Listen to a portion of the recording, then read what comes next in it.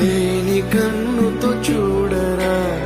చీకటేదో వెలుతురేదో, మంచు ఏదో మంట ఏదో, లోకమెరుగని ప్రేమ కథ